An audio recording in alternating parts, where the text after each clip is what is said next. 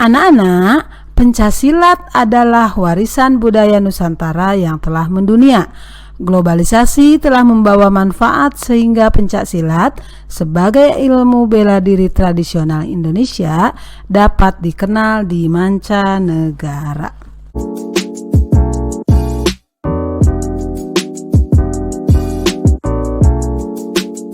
Assalamualaikum warahmatullahi wabarakatuh. Halo anak-anak, kita berjumpa lagi dalam tema 4 globalisasi, subtema 2 globalisasi dan manfaatnya, pembelajaran 3. Anak-anak, pencaksilat adalah warisan budaya Nusantara yang telah mendunia. Globalisasi telah membawa manfaat sehingga pencaksilat sebagai ilmu bela diri tradisional Indonesia dapat dikenal di mancanegara. Nah, kamu tentunya masih ingat ya dengan latihan jenis pukulan dalam silat. Yuk kita mengingatnya kembali ya. Pukulan dalam pencaksilat ada 4 nak. Pertama, pukulan lurus, yaitu posisi tangan saat memukul lurus dan mengepal ke depan tepat di dada lawan. Seperti contoh gambar ya. Kemudian yang kedua, pukulan tegak. Posisi tangan kanan memukul tegak lurus dan mengepal dengan sasaran tepat ke bahu bagian kanan lawan. Kemudian yang ketiga, pukulan bandul. Itu pukulan yang diambil dari bawah dengan sasaran tepat ke arah ulu hati ya.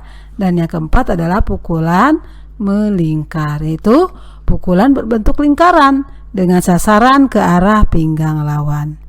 Nah, sekarang ya kalian bisa berlatih menangkis pukulan itu dengan cara sebagai berikut ya, yaitu tangkisan dalam, yaitu teknik menangkis dengan gerakan tangkisan dari luar ke dalam sejajar dengan bahu. Ya, perhatikan gambarnya. Kemudian tangkisan luar merupakan kebalikan dari tangkisan dalam, yaitu tangkisan dari dalam ke luar ya, sejajar dengan bahu. Kemudian yang ketiga ada tangkisan atas nak, yaitu tangkisan dari bawah ke atas yang berfungsi untuk melindungi kepala dari serangan lawan ya. Yang keempat ada tangkisan bawah, yaitu tangkisan dari atas ke bawah. Nah, itu contoh-contoh dari pembelajaran silat ya dalam pukulan dan tangkisan. Baik anak-anak, coba perhatikan. Kita telah mengetahui bahwa globalisasi dapat terjadi antara lain karena adanya energi listrik. Sekarang amatilah peralatan yang menggunakan energi listrik di sekitarmu. Terbayangkah olehmu jika energi listrik itu habis dan tak dapat diperbarui? Ayo kita belajar bagaimana caranya menghemat energi listrik. Nah, coba cermati gambar berikut dengan teliti. Coba perhatikan gambar yang pertama. Nah, oke, gambar pertama ya. Mana gambar yang pertama? Iya, itu perhatikan ya nak. Lampunya yang nyala ada 3, itu padahal ruangan di kamar ya, kamar tidur. Ada lampu duduk, ada lampu belajar, ada lampu di atas ya. Nah, ada 3 lampu yang menyala. Itu pemborosan ya nak ya. Kemudian gambar yang kedua, perhatikan lampu ya, lagi nyalakan lampu, lagi dipakai itu ya sama laptop. Nah, sementara posisinya adalah siang hari, ya kan? Iya, tapi lampu masih tetap menyala. Kemudian gambar di bawahnya, nah perhatikan, wah itu lebih parah lagi ya. Ini benar-benar pemborosan, tidak ada orangnya. TV nyala, radio nyala, kipas angin nyala, lampu pun menyala.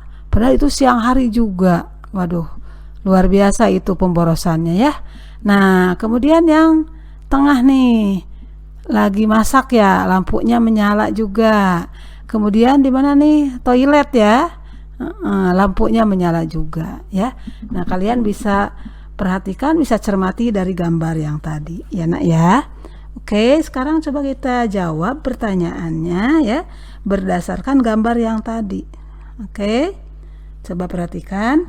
Nomor 1, apa peran energi listrik di era globalisasi saat ini? Yaitu apa, Nak? Itu listrik mendukung perkembangan teknologi di era globalisasi. Segala aktivitas manusia terbantu oleh adanya teknologi, seperti adanya peralatan listrik, ya. Yang kedua, tuliskan ruangan yang boros listrik yang mana, Nak? Tadi yang boros listrik yaitu ruangan keluarga. Iya. Yang ketiga, menurutmu apa dampak sikap hidup boros listrik bagi warga sekolah? Apa dampaknya, Nak? Ya menambah tanggungan listrik, ya nggak? Menambah biaya juga, banyak jadi biayanya yang dikeluarkan, ya. Yang keempat, mengapa kita perlu menerapkan sikap hidup hemat listrik, ya? Kenapa, Nak? Mengapa kita perlu menerapkan sikap hidup hemat listrik, ya? Mengapa? Karena sebagian besar dari pusat pembangkit listrik menggunakan bahan yang tidak dapat diperbaharui, seperti batu bara dan gas yang suatu saat akan habis. Selain itu, penggunaan listrik yang berlebihan dapat menimbulkan pemanasan global, ya. Oke. Kemudian berikan 3 contoh sikap hidup, ya, hemat listrik yang sudah kamu terapkan dalam kehidupan sehari-hari. Contohnya bagaimana, Nak? Ya, contohnya misalnya untuk menghemat listrik yaitu dengan mematikan lampu ketika tidak dipakai, ya kan? Kemudian menghidupkan keran air seperlunya, ya kan? Kemudian mematikan kipas angin jika tidak digunakan. Baik, anak-anak.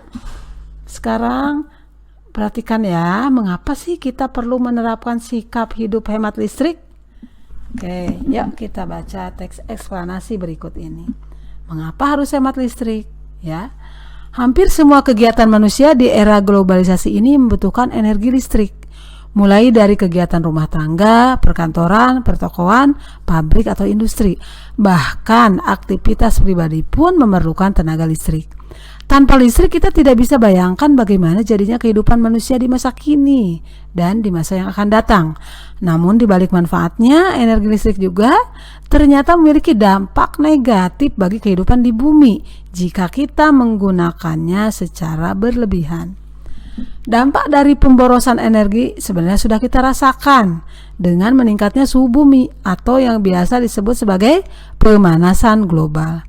Meningkatnya suhu bumi antara lain disebabkan oleh gas buangan dari produk elektronik seperti AC dan kulkas, serta gas hasil pembakaran dari kendaraan bermotor. Kondisi tersebut diperparah dengan semakin berkurangnya lahan hijau yang berfungsi sebagai pencuci udara kotor tersebut. Pemanasan global akan mengakibatkan cuaca tidak teratur, musim panas yang berkepanjangan, hingga berakibat kekeringan di mana-mana. Kemudian mencairnya pegunungan es di belahan bumi utara dan selatan yang akan menenggelamkan sebagian besar daratan. Jika hal ini terus terjadi, maka manusia akan terancam habitatnya akibat pemanasan global, ya. Nah, untuk menghindari pemanasan global, ya, maka salah satu cara yang dapat dilakukan yaitu dengan melakukan sikap hidup hemat listrik. Contoh sederhana yaitu pilih peralatan hemat energi seperti mengganti lampu pijar, ya, dengan lampu hemat energi. Kemudian pahami lingkungan sekitar kita. Bila menjadi orang terakhir di ruangan, pastikan mematikan semua peralatan listrik yang tidak terpakai. Ya, contoh lampu, kipas angin, TV dan lain-lain sebelum meninggalkan ruangan. Dengan melakukan hal tersebut, berarti kita telah menyelamatkan bumi kita secara nyata. Kita bisa bayangkan berapa besar energi listrik yang kita hemat dengan melakukan gerakan hemat energi, ya. Oke.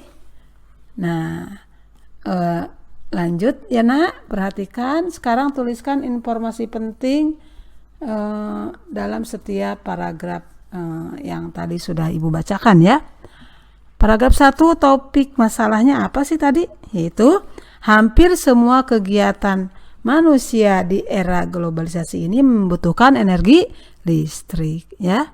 Kemudian yang kedua, deret penjelasnya apa isinya tadi? Yaitu pemborosan energi membuat suhu bumi meningkat ya, atau pemanasan global. Hal ini disebabkan oleh gas buang dan peralatan elektronik, gas buang hasil pembakaran dan kendaraan bermotor, serta berkurangnya lahan hijau. Nah, pemanasan global membuat cuaca tidak menentu juga ya. Musim panas yang panjang yang menyebabkan kekeringan, mencairnya mencairnya pegunungan es di kutub bumi ya, yang dapat mengancam keberadaan manusia ya. Oke. Yang ketiga, paragraf ketiga ya, deret penjelas. Salah satu cara untuk menghindari pemanasan global yaitu dengan menghemat listrik. Contohnya memilih peralatan hemat listrik dan mematikan semua peralatan listrik sebelum meninggalkan ruangan kosong ya. Dan paragraf terakhir itu kesimpulan dan pesan. Apa isinya? Yaitu dengan melakukan hal itu kita telah menyelamatkan bumi. Itu kesimpulannya ya. Sungguh besar energi yang kita hemat dengan melakukan gerakan hemat energi. Oke. Nah, tugas kalian ya, selain mengisi informasi penting dari setiap paragraf ya, yaitu paragraf 1, paragraf 2, paragraf 3 dan 4 ya. Berdasarkan teks eksplanasi tadi, kalian tuangkan ke dalam tugas ini ya, diagram yang sudah ada. Kemudian tugas kedua adalah kalian coba buat poster yang berisi ajakan untuk melakukan sikap hidup hemat listrik ya, dengan kriteria terdapat kalimat ajakan untuk selalu melakukan sikap hidup hemat listrik. Kemudian terdapat keterangan singkat tentang pentingnya hemat listrik. Kemudian terdapat contoh sikap hidup hemat listrik, ya kan? Kemudian menggunakan kosakata baku dan kalimat efektif. Dan yang terakhir, posternya jelas, menarik, tulisan rapi dan bersih, ya. Nah, ini contoh dari poster yang Ibu sediakan ya, contoh. Kalian bisa membuat poster yang lebih bagus lagi ya. Contohnya ini, hemat energi, matikan lampu jika tidak digunakan. Itu hanya contoh ya. Kalian bisa membuat yang lebih baik dari ini. Demikian anak-anak pembelajaran hari ini. Terima kasih atas perhatiannya. Wassalamualaikum warahmatullahi wabarakatuh.